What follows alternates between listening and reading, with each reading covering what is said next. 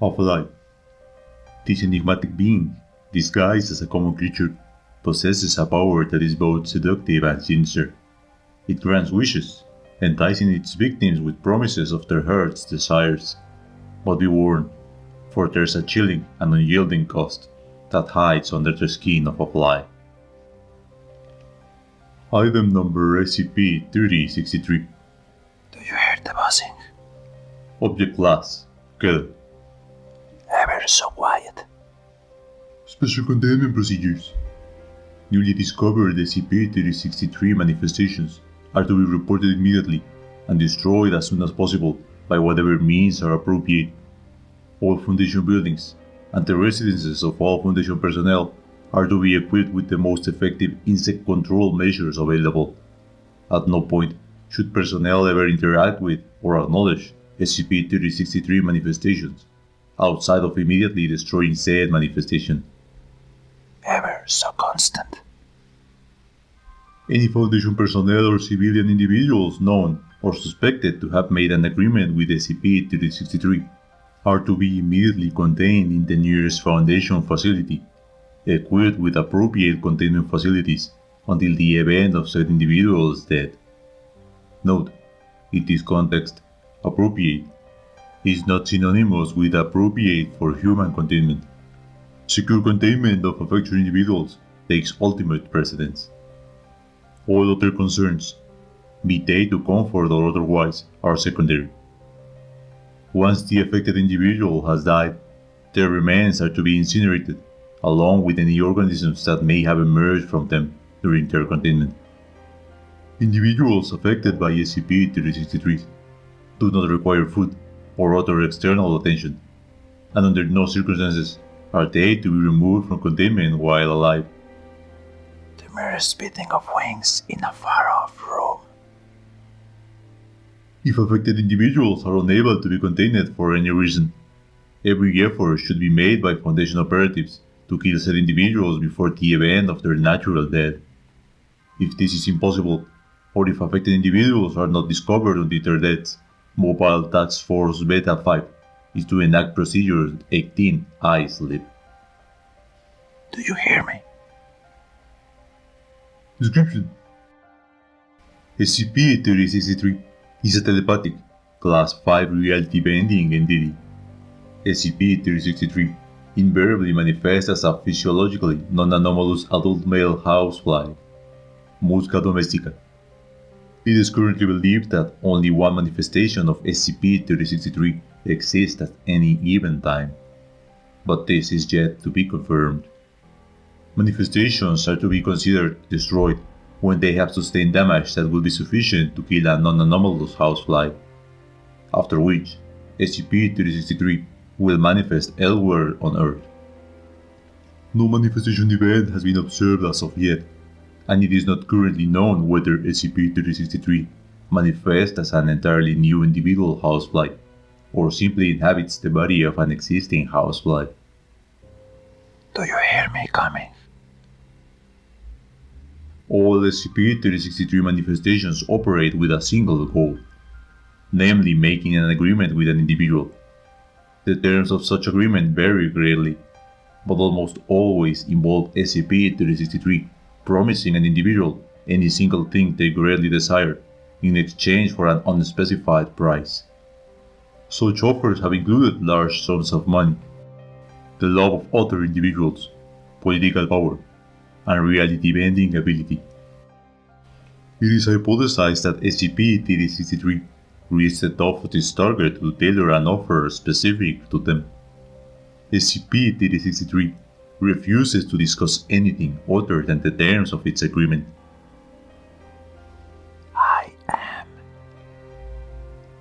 If an individual accepts the terms of the agreement, the SCP-3063 manifestation will immediately combust and die, at which point the individual will receive what they were promised.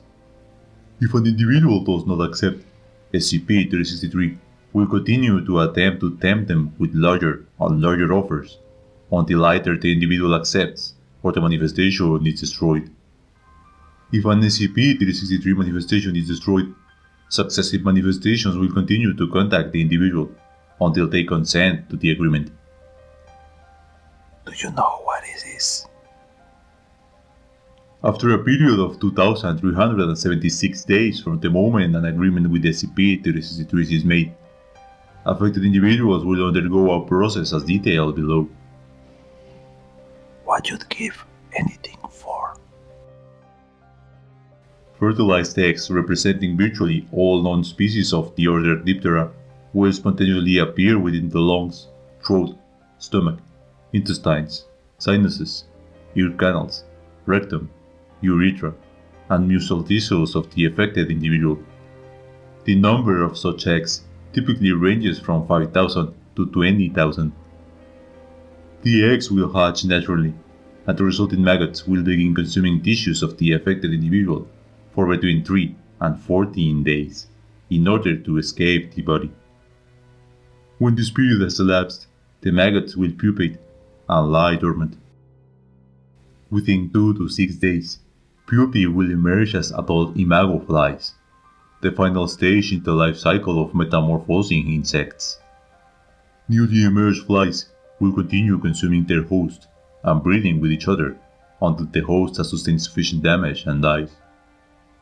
This typically takes between 1 and 5 weeks, and has been known to produce upwards to 50 million individual flies.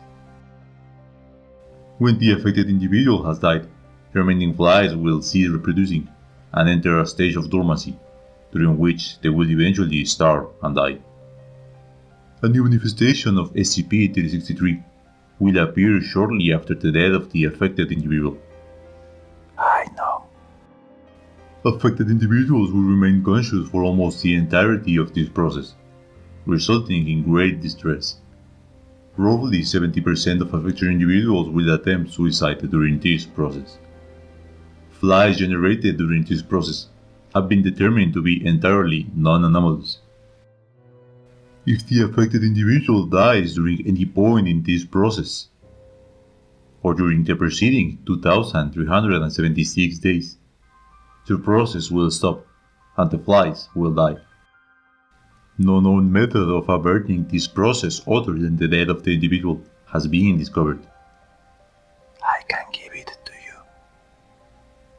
To date, 6 Foundation personnel have been contacted by SCP-3063, and attempts have been made to alter the terms of agreement to entrap SCP-3063 into neutralizing itself, though none have met with success. Below is a partial testing log of such attempts. It may not seem like much time, Test log SCP-3063.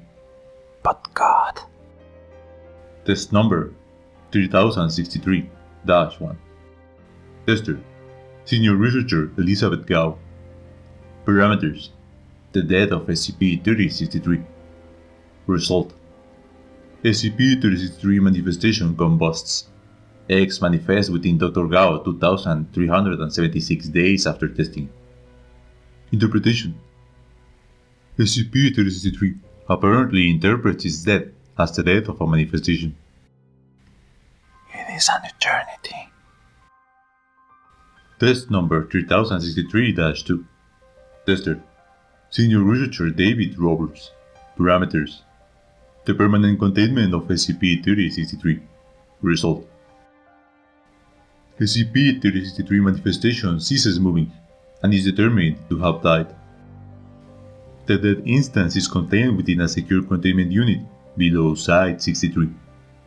After 2,376 days, Diptera eggs manifest inside Senior Researcher Roberts' body. 3 months after his death, another SCP-3063 instance is confirmed. Interpretation: again, such terms of agreement seem to extend only to SCP-3063's current manifestation. To a fly. Test number 3063-3. Tester Dr. Caroline Fairweather. Parameters: a permanentization of all activities of SCP-3063. Result: results identical to those of Test 3063-1. Interpretation: it is becoming clear that permanent, in the context of SCP-3063, only extends for the 2,376 days prior to the death of the individual. Is it worth it? Test number 3063-4. Tester: Senior Researcher William Marlowe. Parameters: knowledge of the true nature of SCP-3063. Result: SCP-3063 combusts. A printed copy of this document, without test log, appears before Senior Researcher Marlowe. Process proceeds as normal. Interpretation: assuming SCP-3063 does not cheat those it makes an agreement with, this document is to be considered accurate and true. You can't decide. Test number 3063-5. Tester: Dr. Patrick McCann. Parameters: clear, understandable knowledge of SCP-3063, other than knowledge currently possessed by the SCP Foundation. Result: SCP-3063 combusts. Results of this test and the following test appear printed before Dr. McCann, who proceeds to kill himself by puncturing his carotid artery with a pen. Interpretation: SCP-3063 either possesses precognitive abilities or is able to directly affect future events. But some part of you. Test number 3063-6. Tester: Dr. Jonathan Mowbray. Parameters: is there even a choice? Result: Dr. Mowbray experiences a severe pulmonary embolism and later dies en route to the medical center. SCP-3063 combusts. Interpretation: see test number 3063-5. Some deep knowing part of you. Any personnel contacted by SCP-3063 are expected to report the event, and then use the opportunity to continue neutralization efforts. Thinks it might be. SCP-3063 is believed to have been in operation for at least 4,000 years, as the earliest known records of entities and events matching SCP-3063's description have been discovered in early Canaanite settlements. Assuming an approximately constant rate of activity, this equates to approximately 615 agreements made. It is entirely possible that SCP-3063 has been in operation for considerably longer, and Foundation archaeological teams are currently searching for earlier recordings of events that would indicate as such. Do you hear it? Procedure iSleep-18. In the event of the death of uncontained individuals due to SCP-3063's effects, Mobile Task Force Beta-5 is to mobilize and administer said individual with 90 grams of cypermethrin, a highly potent synthetic pyrethroid insecticide. Additionally, cypermethrin is to be sprayed within a 10-meter radius of the affected individual. After the individual and any generated flies have died, remains are to be incinerated. Any civilian witnesses are to be given a regimen of Class A amnestics, and the area is to be closed to civilians for no less than 30 days under the presence of a non-specific toxic spill. Do you hear the buzzing? End log. One of the few instances in which the SCP Foundation recognized the urgency of eliminating the anomaly. Don't be fooled, agents. This fly is neither a genie nor a lottery ticket. It is a death sentence. 6 years and 4 months may be an eternity to a fly, but when the time is near, you'd give everything up to avoid the approaching fate. I am Virus Anonymous. We are the GOC, and you have been informed.